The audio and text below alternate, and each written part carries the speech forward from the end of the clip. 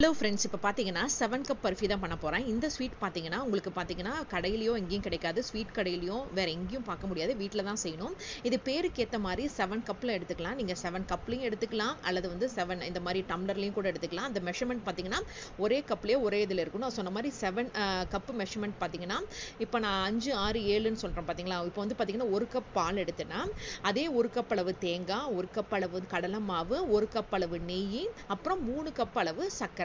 So இதுதான் வந்து இந்த 7 கப் பர்ஃபிக்கு ஆன கரெக்டான இன்க்ரீடியன்ட்ஸ்னு சொல்லுவேன். நீங்கள் என்ன டம்ளர்லையோ கிளாஸ்லையோ எடுத்துக்கிட்டிங்களோ அதே அளவுக்கு அதே கப் அளவுக்கு மாறாமல் எல்லா இதுவும் குவான்டிட்டிஸும் எடுத்துக்கோங்க. இப்போ நான் 1 கப் அளவு எடுத்துக்கிட்டேன் பார்த்தீங்களா. 1 கப் பால் எடுத்துக்கிட்டேன், 1 கப் நெய் எடுத்துக்கிட்டேன். ஃபஸ்ட்டு லிக்விட் எல்லாம் போட்டதுக்கு அப்புறமா பார்த்தீங்கன்னா சாலிட் ஆட் பண்ணுறேன். அடுத்து தேங்காய் ஆட் பண்ணுறேன், அடுத்தது கடலை மாவு ஆட் பண்ணுறேன். ஸோ இதெல்லாம் போட்டு நல்லா மிக்ஸ் பண்ணிகிட்டே இருங்க. ஸோ இதெல்லாம் எல்லாம் கட்டி இல்லாமல் நல்லா நம்ம கரண்டியில் போட்டு மிக்ஸ் பண்ணிக்கிட்டே இருக்கணும். அதுக்கப்புறம் பார்த்தீங்கன்னா சுகர் 3 கப்பு.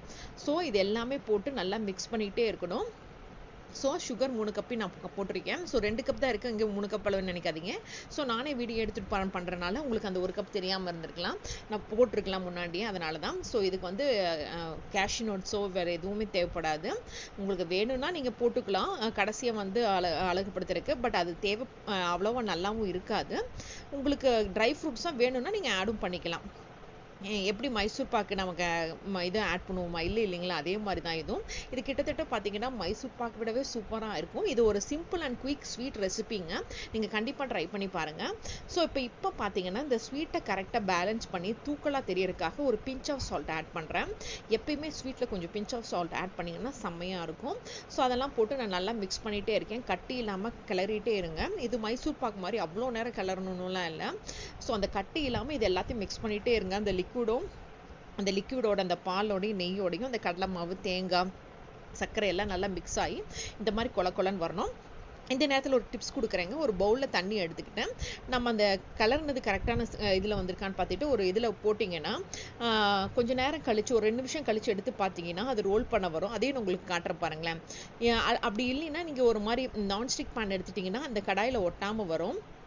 அதுதான் கரெக்டான பதம். சப்போஸ் நான்ஸ்டிக் எடுக்கலைன்னா நீங்கள் இந்த மாதிரி பவுலில் வச்சு நீங்கள் கூட டெஸ்ட் பண்ணி பார்க்கலாம். இப்போ நான் அந்த பவுலில் ஊற்றி வச்சுருந்ததை எடுத்து பார்த்தேங்க, பட் கரெக்டாக வரல.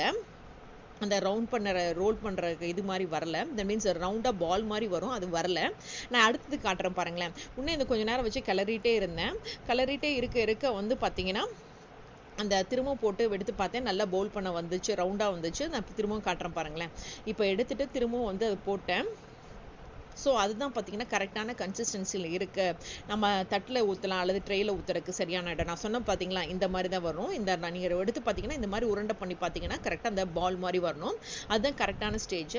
அந்த ஸ்டேஜில் பார்த்தீங்கன்னா நீங்கள் அடுப்பை ஆஃப் பண்ணிவிட்டு திரும்ப 2லேருந்து 3 நிமிஷம் நல்லா கிளறி விட்டுறணும்.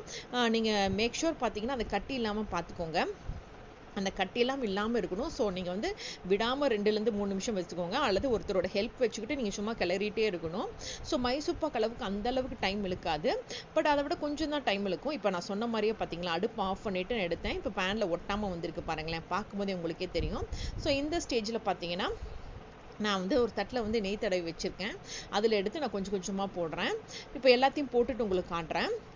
ஸோ இப்போ எல்லாத்தையும் போட்டுட்டு ஒரு தடவை பார்த்தீங்கன்னா தட்டை நல்லா ஷேக் பண்ணிக்கோங்க. தட்டோ அல்லது ட்ரேயோ போட்டிருந்தீங்கன்னா நல்லா ஷேக் பண்ணி விட்டுட்டு, இல்லை இந்த மாதிரி நெய் தடவின ஒரு ஸ்பூனில் வந்து எல்லாத்தையும் அமுத்தி விட்டிங்கன்னா நல்லா ஈக்குவலாக வரும், சரிசமமாக வருங்க.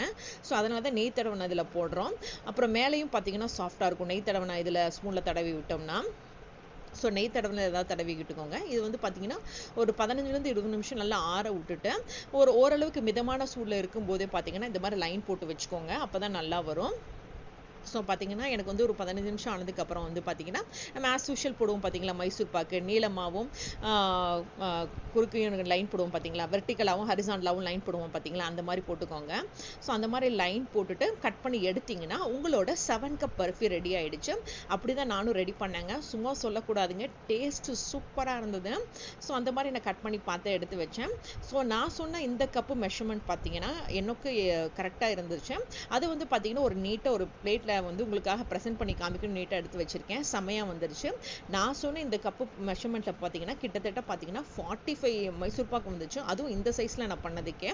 நீங்களும் ட்ரை பண்ணி பாருங்கள் இதை கண்டிப்பாக.